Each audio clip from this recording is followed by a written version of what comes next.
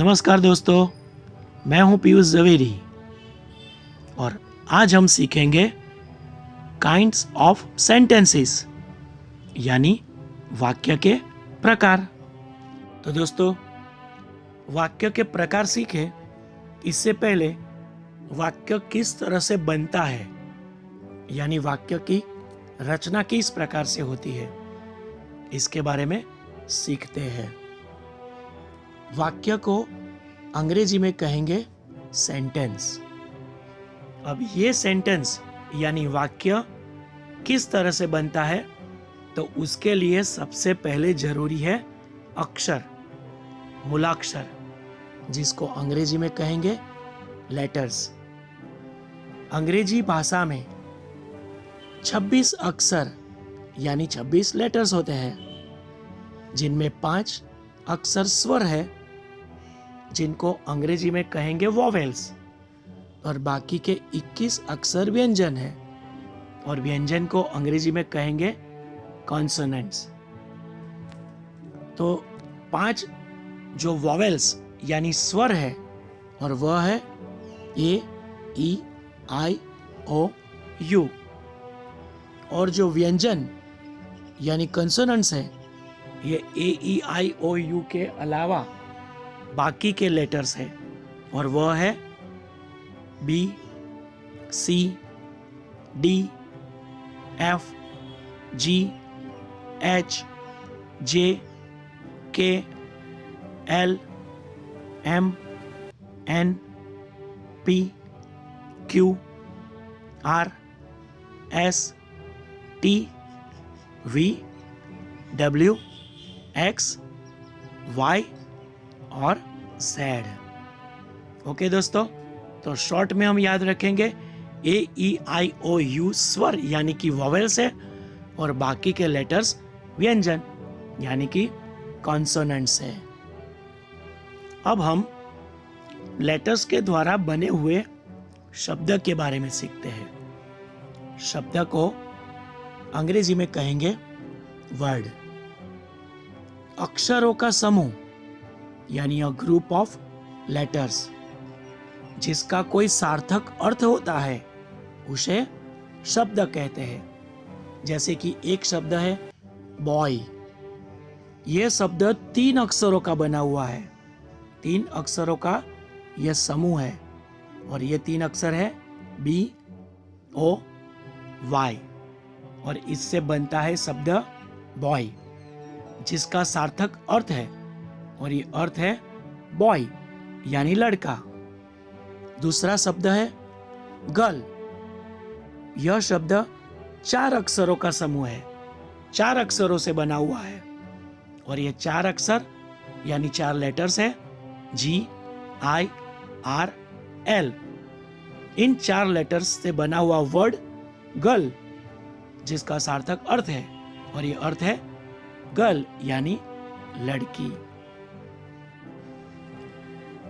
जिस तरह से लेटर्स यानी अक्षरों को मिलाकर वर्ड्स यानी शब्द बनता है, उसी प्रकार से शब्दों को जोड़कर वाक्य बनाया जाता है और वाक्य को अंग्रेजी में कहेंगे सेंटेंस। शब्दों के समूह को जिसका कोई सार्थक अर्थ निकले उसे वाक्य कहेंगे। शब्दों के समूह को यानी जो वर्ड्स है उनके ग्रुप को सेंटेंस कहेंगे। अंग्रेजी में वाक्य बनाते हैं तब ये याद रखना है कि सबसे पहला अक्षर कैपिटल आएगा और वाक्य के अंत में विराम चिन्ह का उपयोग होगा। उन विराम चिन्हों में या तो पूर्ण विराम यानी फुल स्टॉप होगा, या तो प्रश्नार्थ चिन्ह मतलब क्वेश्चन मार्क होगा, या तो आश्चर्य चिन्ह यानी एक्सक्लेमेशन मार्क होगा। जैसे एक एग्जाम्पल लेते हैं, हम स्कूल जाते हैं, वी गो टू स्कूल। यह वाक्य है। अब हम वाक्य के प्रकार के बारे में सीखेंगे। वाक्य के प्रकार यानी काइंड्स ऑफ सेंटेंसेस। वाक्य के 5 प्रकार है। विधान वाक्य, जिसको अंग्रेजी में कहेंगे असर्टिव सेंटेंस। प्रश्न वाक्य यानी इंटरोगेटिव सेंटेंस। आज्ञार्थ वाक्य यानी इंपेरेटिव सेंटेंस। उद्गार वाक्य यानी एक्सक्लेमेटरी सेंटेंस। और शुभेच्छा दर्शक वाक्य यानी ऑप्टेटिव सेंटेंस। अब हम सबसे पहला प्रकार यानी विधान वाक्य असर्टिव सेंटेंस की बात करेंगे। वह वाक्य जिसमें कोई कथन हो या जो वर्णन करे, वह वाक्य विधान वाक्य या कथनवाचक वाक्य कहलाता है। जैसे कि मेरे चाचा डॉक्टर है, my uncle is a doctor, यह विधान वाक्य है। नेक्स्ट, दूसरा प्रकार देखते हैं प्रश्नवाचक वाक्य यानी इंट्रोगेटिव सेंटेंस। प्रश्न दर्शाने वाला वाक्य प्रश्नवाचक वाक्य कहलाता है। जैसे हम किसी को मिलते हैं तो उनको पूछेंगे आप कैसे हो, तो उसको अंग्रेजी में कहेंगे हाउ आर यू। आपने मेरी चैनल को सब्सक्राइब किया? Did you subscribe to my channel? तो ये सब प्रश्न वाक्य है। तीसरा प्रकार है आज्ञार्थ वाक्य यानी इंपेरेटिव सेंटेंस। आज्ञा,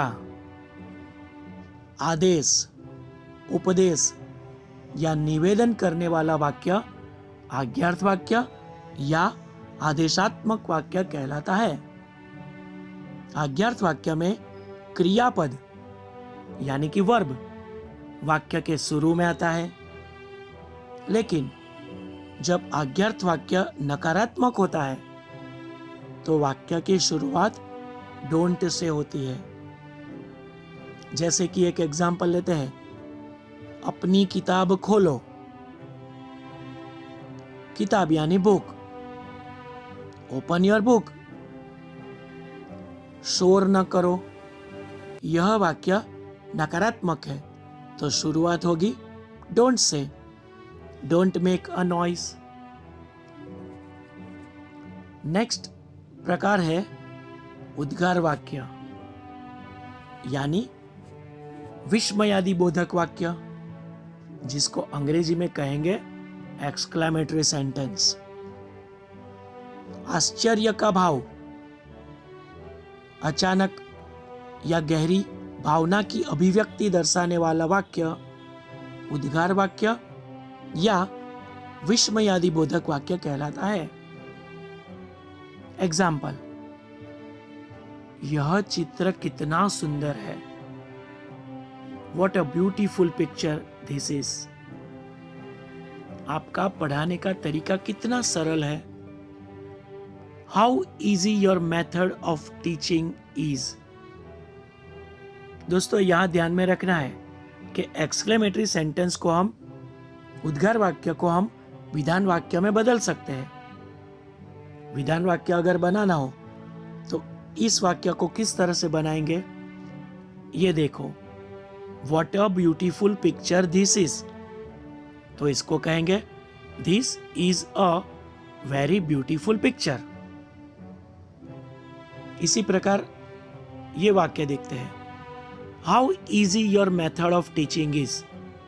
तो इसके बदले होगा Your method of teaching is very easy. Okay दोस्तों, अब हम 5वें प्रकार को देखते हैं और वाक्य का 5वां प्रकार है शुभेच्छा दर्शक वाक्य, और इसको अंग्रेजी में कहेंगे ऑप्टेटिव सेंटेंस। शुभेच्छा यानी शुभकामना, आशीर्वाद सांत्वना दर्शाने वाला वाक्य, शुभेच्छा दर्शक वाक्य यानी ऑप्टेटिव सेंटेंस है। और इसका एग्जाम्पल है भगवान आपका भला करे, मे गॉड ब्लेस यू। आपका दिन शुभ रहे, have a good day. Okay दोस्तों, तो ये उम्मीद में रखता हूं कि आपको वाक्य के जो प्रकार ये अच्छी तरह से समझ में आ गया होगा। और मैं उम्मीद रखता हूं कि आपको ये वीडियो जरूर पसंद आया होगा। और अगर सच में वीडियो पसंद आया तो इसको लाइक करें और अपने दोस्तों को शेयर करें और कमेंट में जरूर लिखें। और अभी तक आपने मेरी चैनल को सब्सक्राइब नहीं किया है तो सब्सक्राइब भी जरूर करें। नेक्स्ट वीडियो में हम बहुत जल्द वापस मिलेंगे।